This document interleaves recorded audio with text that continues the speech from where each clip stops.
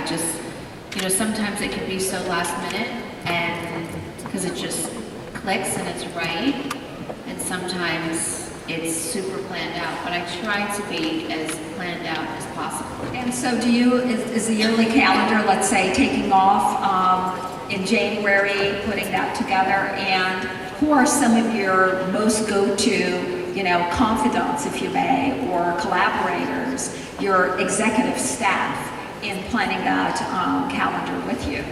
Yeah, so I have a really small staff of about 4 people, maybe 5, and we work really well together. And I'd love to have a meeting, once a week with everybody and all of our boards up. Are they like Monday morning meetings, or how do you conduct that? It depends on traveling and where I'm at. I mean, I'm in the office. I definitely go once a day. It's right down the street, so I'm definitely there. But I'd love to have meetings at my house, and just after I come back from a trip, I was super inspired by things that I saw here in Armenia, so I'll go back with some new ideas. I thought of like 4 ideas that I'm excited about. But I love to travel. And also, when I can't think of ideas and when I feel like, what am I going to put on that calendar for the next launch, and I can't think of anything, I love to travel. And I get so many ideas traveling. Would you mind sharing some of the ideas you said that your time here in Armenia inspired you? Just give us a little peek into your thinking. I thought of a good fragrance. There was, I don't want to give it away because I have to still. I don't want you to. I don't want you to. But just give us categories at least. I think something in beauty. Something major in beauty that What do you mean major?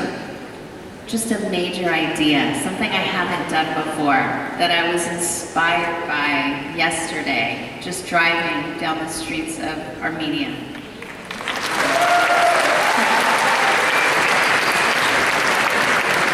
I think that a fragrance I would love to do with some beautiful, fragrant Armenian flowers. Sounds lovely. Okay, we will be waiting for that. We'll be following you and looking for the launch. Eve, I love you!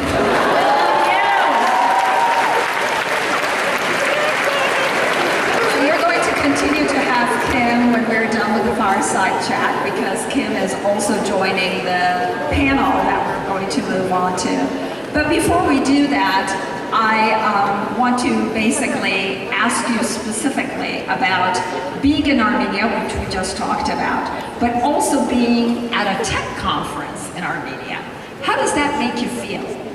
Well, I couldn't be more proud. I had to bring my kids because just being in Armenia, I've been once before, but being able to bring my sister Courtney, who had never been here before, and all of our children, and getting the opportunity to baptize them all yesterday here in Armenia is everything to us. We'll have these memories forever.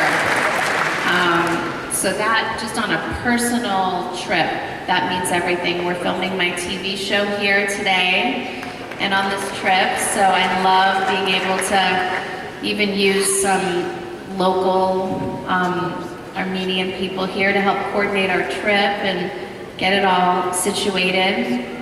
So, that in itself just means everything to me to be here. When I heard they were holding the tech conference in Armenia, it wasn't even, I couldn't say yes fast enough. It was the best, excuse to come here again. So thank you for having me. And I'm just so proud. There's a huge tech conference. People, back at home, I think I was telling you this yesterday, someone that works for me went to go buy something at Nordstrom's and said, oh, I need this bag because I'm traveling, and the girl that worked there said, well, where are you going? And she said, oh, Armenia, and the girl that worked there said, I'm Armenian. There's this huge tech conference in Yerevan, and everyone's going, and they have all these, it's so exciting for our country. and I was so excited that just people around the world are so excited to be here and that a huge tech conference like this is happening in Armenia. So thank you for having me. I'm so proud to be here. As we close the fireside chat with Kim Kardashian West, I just want to say, Kim, that I am full-blooded Armenian. I grew up in Istanbul, Turkey, and lived there until I went to college. And when I went to the United States, I was trying to, talk about this region and talk about Armenia. I would tell my best friends about the food and about the culture. And it would go in one ear, out the other. They didn't really remember much until you came to Armenia in 2015. And then all of a sudden, my friends were quoting me facts about Armenia, the ones that hadn't even paid attention to me. So thank you for what you do, for your culture, for Armenia. And now it's time we're going to remain seated, but we are going to bring